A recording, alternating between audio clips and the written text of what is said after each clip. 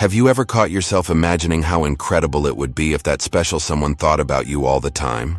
What if, in every moment of the day, they missed you and desperately wanted to be by your side? Maybe you've been in situations where you've done everything to get someone's attention, but nothing seems to work. And then comes the frustration, the feeling of rejection, of not being enough. I know how much that hurts. It's hard when your worth feels invisible to the person you most want to impress. But what if I told you there's a way to change the game? That there are psychological rules that can turn the situation in your favor and transform you into the person everyone wants to be around? These 14 rules I'm going to share with you today are powerful. They not only help you spark desire in the person you want to attract, but they also transform you into an irresistible version of yourself. So if you're tired of feeling like you're always the one chasing and you want to flip the script so others are the ones coming to you, stick with me until the end of this video.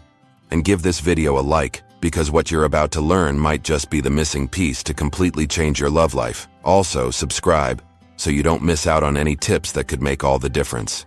Rule number 1, prioritize face-to-face meetings. Have you ever thought about how in-person meetings have a unique power? Something digital messages could never replace? These days, it's so easy to get lost in the convenience of online communication, in the comfort of quick, sometimes empty messages. But if you truly want to create a deep connection, the kind that touches the soul and makes the person genuinely miss you, it takes more than typed words on a screen. It takes presence. It takes being there. Imagine that meeting where you catch the person's scent, see the sparkle in their eyes, hear their laughter in person. These moments are true emotional anchors. They're the ones that stick in memory, that play back in flashes when the person lies down to sleep or wakes up thinking of you. Aristotle said, "Friendship is a single soul dwelling in two bodies." And that's exactly it. For this soul to share and connect, it requires being present, both body and soul, by the other side. I know that often life is hectic, and it seems easier just to send a message. But when you choose to be physically present, you're showing that the person matters, that they're worth your time. And believe me, that makes all the difference. Who doesn't want to feel valued? Who doesn't want to know there's someone willing to step out of the digital realm and be part of real life? Think of a special moment you shared with someone. Remember? I bet it wasn't a text on your phone. It was that coffee you shared, that sunset you watched side by side, or even the comfortable silence of two people who understand each other with just a look. These are the moments that create longing, that make someone miss you and want to see you more and more. When you prioritize these meetings, you're creating a real, memorable, and above all, irreplaceable connection. Now tell me, are you willing to step out of your comfort zone and make a difference? If you've experienced something like this, share it in the comments. Say, "I choose to connect genuinely," and tell us what that meeting meant to you. This isn't just about engagement.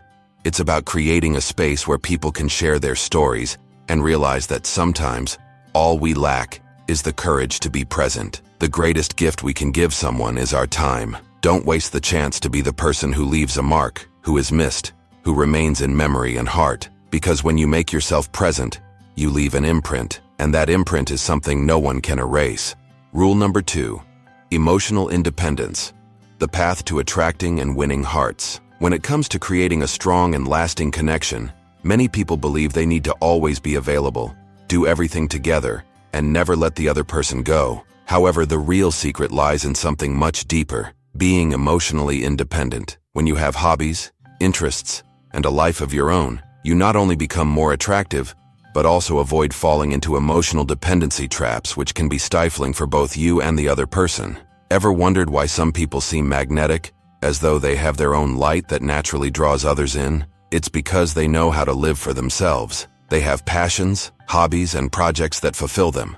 They don't place the responsibility for their happiness on others, and that creates a contagious confidence. Seneca once said, "True happiness is to enjoy the present without anxious dependence upon the future." This applies to relationships too. It's about finding joy in being yourself, discovering who you are, and not waiting for someone else to do it for you. When you cultivate emotional independence, you send a clear message: I am complete, but I want to share this completeness with you. Nothing is more attractive than someone authentic, who knows themselves and doesn't need another person to feel happy, but who chooses to be with them out of desire, not necessity. This creates a solid, genuine foundation for any relationship. Let me tell you a story. Imagine a person who loves painting, playing an instrument, or practicing a sport. Those moments spent alone, living their passions, are when they connect with themselves and become even more interesting. They bring that energy into their relationships, and it shows. Those around them feel that vibe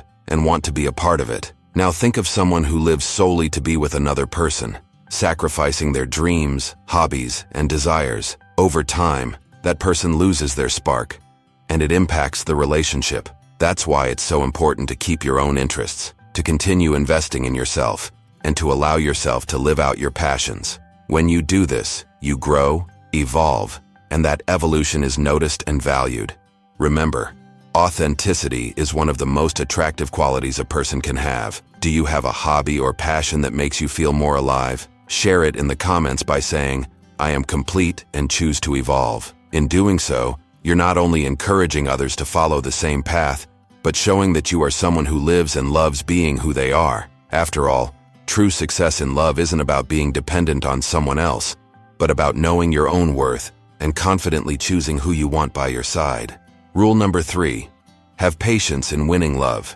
I've often caught myself thinking about how we're frequently in a rush when it comes to love. It's as if there's an urgency, as though we need to find someone quickly to fill a void. But the truth is that love, for it to be genuine, needs time. It needs to be built slowly, and patience is essential in this process. I remember once meeting someone who seemed amazing at first sight. The conversations were great, the laughter was genuine, and there was a connection that felt different. Everything pointed towards something promising, and it was tempting to dive in head first, to believe that this could be the one. But I chose to take it slow. I preferred to learn more about this person, to understand what made them happy, their values, fears, and ambitions. As time passed, I realized that despite the initial chemistry, there were profound differences that could become problematic later on. Had I rushed in without thought, I could have ended up trapped in something that wasn't healthy for me. Patience allowed me to see the person more completely, with both their strengths and flaws. More importantly, it allowed me to decide mindfully whether I wanted to keep investing in that relationship or not. Plato once said, "Love is a serious mental disease." I interpret this as a reminder that we're often blinded by passion, but when we decide to go slowly, we see things more clearly and make decisions that honor who we are and what we truly want. When you choose to be patient, you're actually showing deep respect, not only for the other person, but for yourself. It's not about haste. It's about depth. It's about giving time for the connection to strengthen and reveal its true nature. Because in the end, it's better to build something slowly, solid and enduring, than to rush and get lost along the way. So the next time you feel that urge to jump in head first, take a deep breath. Ask yourself, do I really know this person?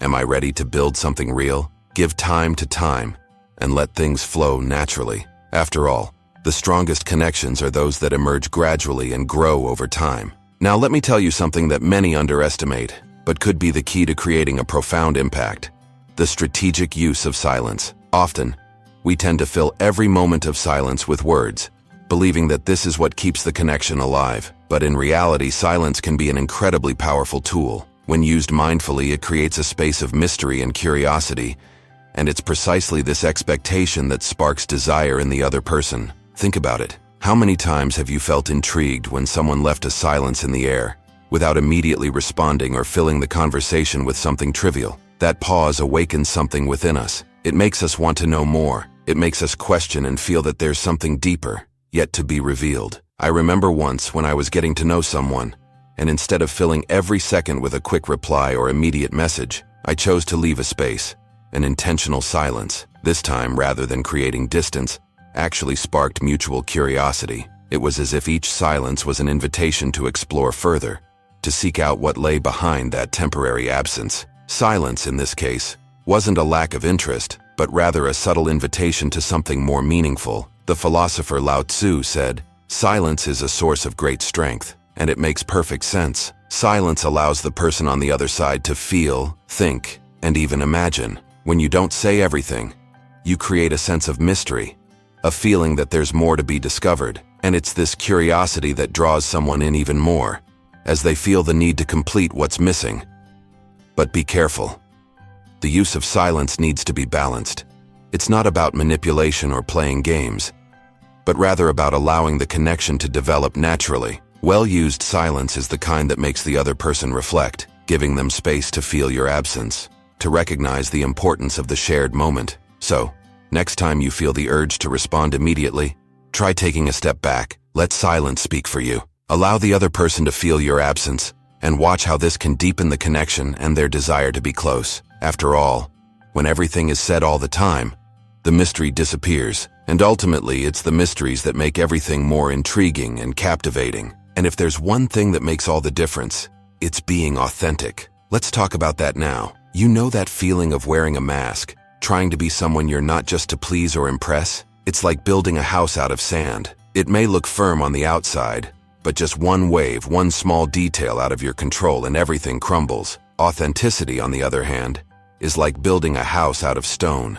Solid, resilient, and unshakable. In a world where so many people try to impress by wearing masks and using artificial techniques of attraction, being authentic is like being a lighthouse in the middle of the sea. That's what truly attracts, what makes someone approach, and more than that, stay. When you show yourself exactly as you are, without pretense, without trying to be something that doesn't truly represent who you are, you become someone rare, and what is rare is valuable. I always think that if someone doesn't like who I truly am, without masks, then maybe they're not the right person to be by my side. And that's fine, because what really matters is building connections that are sincere, that don't rely on games or tricks to stay standing. As the philosopher Epictetus said, first, say to yourself what you would be, then do what you have to do. There's nothing more powerful than knowing who you are and living according to that truth.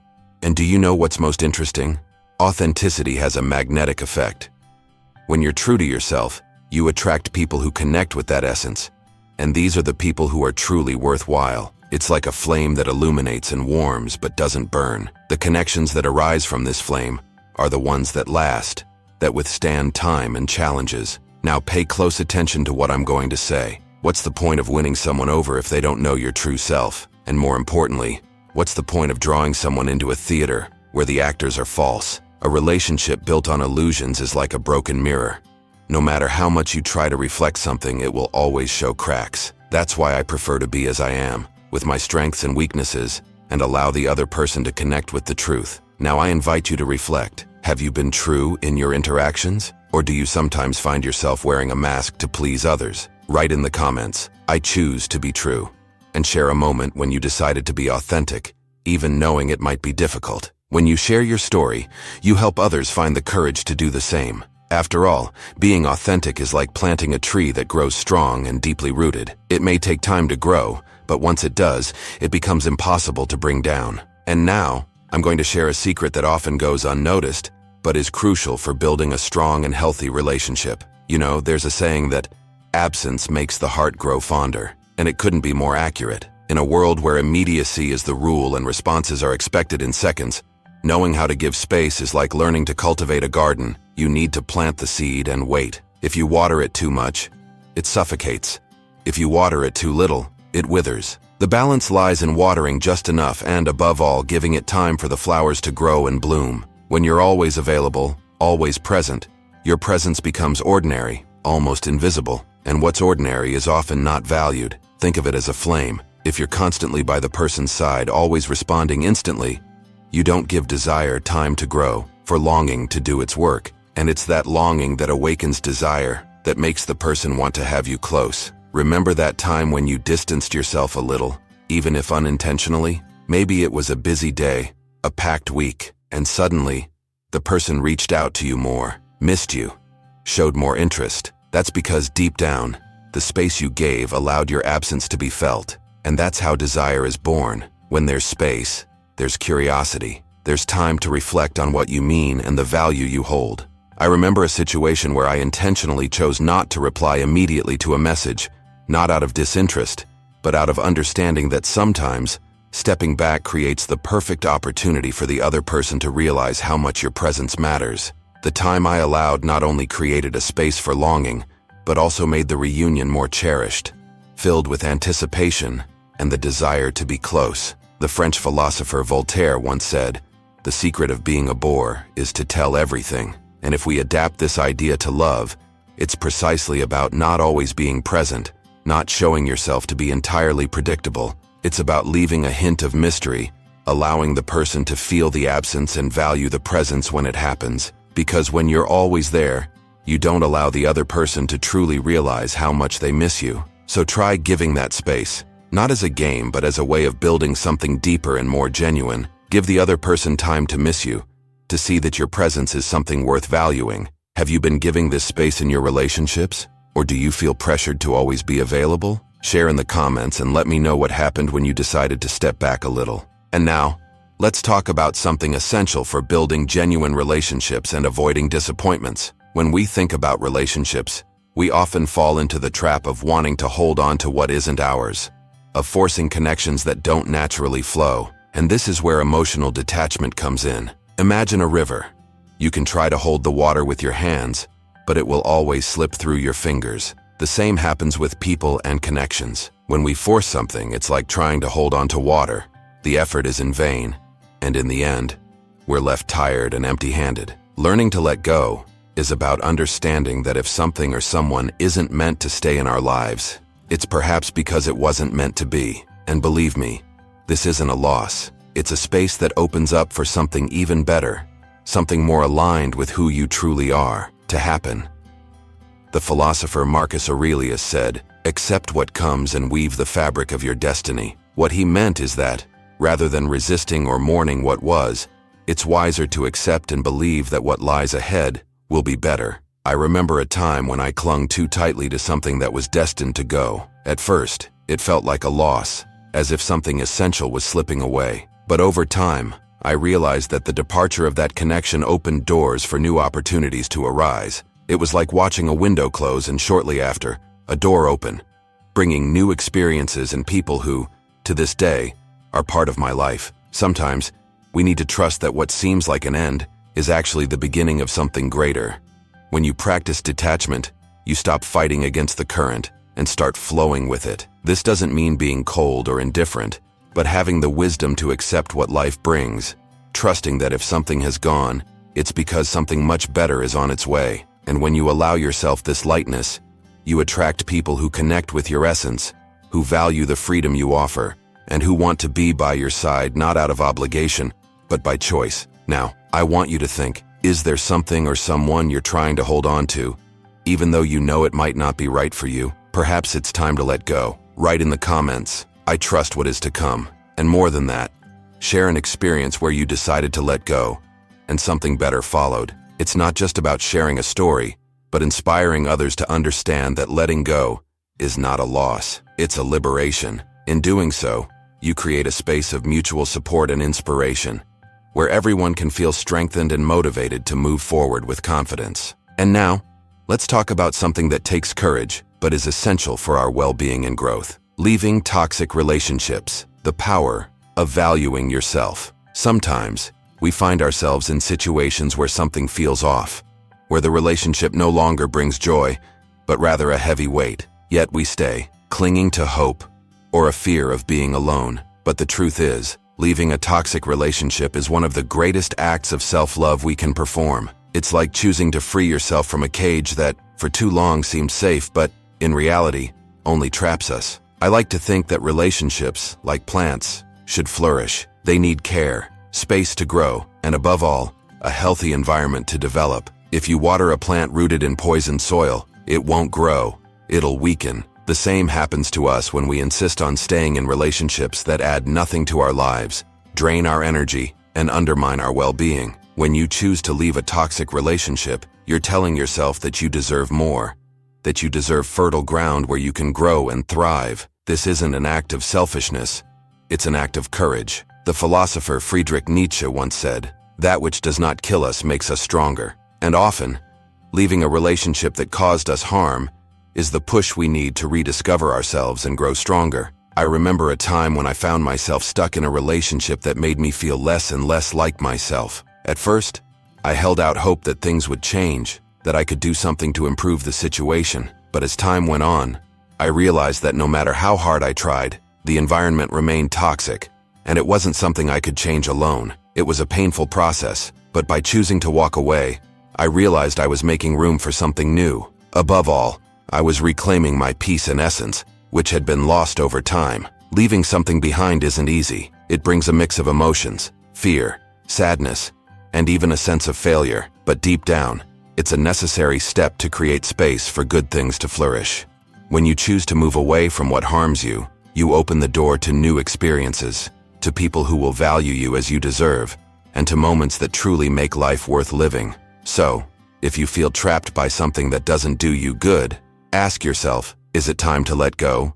To leave this space open for something better to arise? Remember, leaving a toxic relationship isn't a defeat. It's a quiet victory.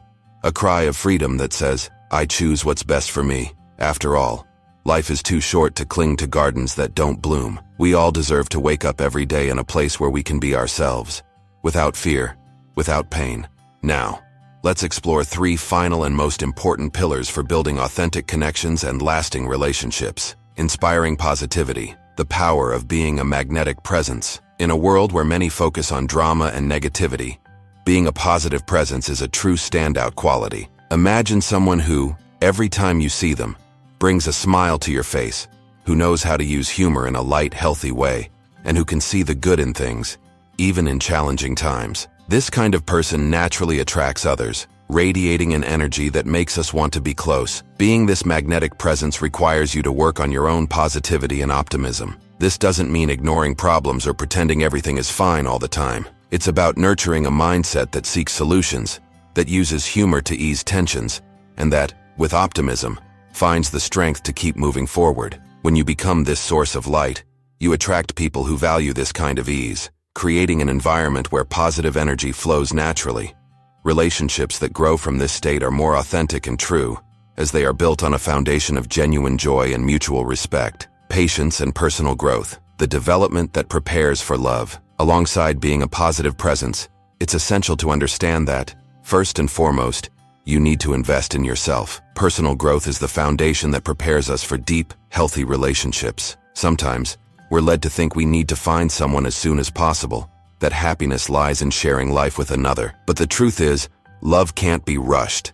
It's like planting a tree. You nurture the soil, water it, wait for the right time for it to grow, and before you know it, the fruits appear. Focusing on your own growth is crucial so that, when love does come, you're ready to build something real, without haste or unrealistic expectations. When you work on yourself, your patience, self-awareness, you won't settle for less than you deserve, and will attract people who are on the same wavelength. It's like the old saying, when the student is ready, the teacher appears. Similarly, when you're at peace with yourself, love arrives, naturally, at the right time. Building a foundation of friendship, the cornerstone of lasting relationships. Ultimately, the love that truly matters is the one that grows from a genuine friendship. Many people focus solely on physical attraction, on immediate desire, but they forget that, for a relationship to endure, it takes more than just passion.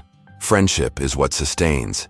It creates deep bonds and provides the strength needed to overcome difficult times. When you prioritize friendship, you're creating a solid foundation where respect, mutual support, and companionship are the pillars. Physical attraction is important, of course, but alone, it won't uphold a relationship. Building something lasting is like building a house. If you rely only on weak pillars such as looks or fleeting attraction, any storm can knock it down. But if you build upon the foundation of friendship, with time and care, you create something resilient, able to withstand any adversity. Friendship brings trust, respect, and unconditional support, which are essential for a healthy relationship. It's knowing that, beyond a partner, you have a friend by your side, someone who truly knows you and has chosen to be there for who you are. This is the true secret to creating something that endures, something light, and above all, genuine. We've reached the end of this video, and I hope you've taken in each of these pieces of advice to transform your relationships. Always remember, the key to attracting and keeping someone by your side isn't in fancy techniques or manipulation, but in being the best version of yourself. Cultivate self-awareness, value your own company, and be authentic. As Stoic philosophy says, focus on what you can control, and what you can control is how you present yourself in the world. When you're at peace with yourself, the world and the right people inevitably draw near. So if this message helped or inspired you in any way, don't forget to give it a like, subscribe to the channel, and turn on the notification bell so you don't miss any of the content we carefully prepare for you. And of course, share in the comments which piece of advice you'll put into practice first. I'd love to hear your thoughts. Thank you very much for watching, and see you in the next video. Let's embark on this journey of self-discovery together.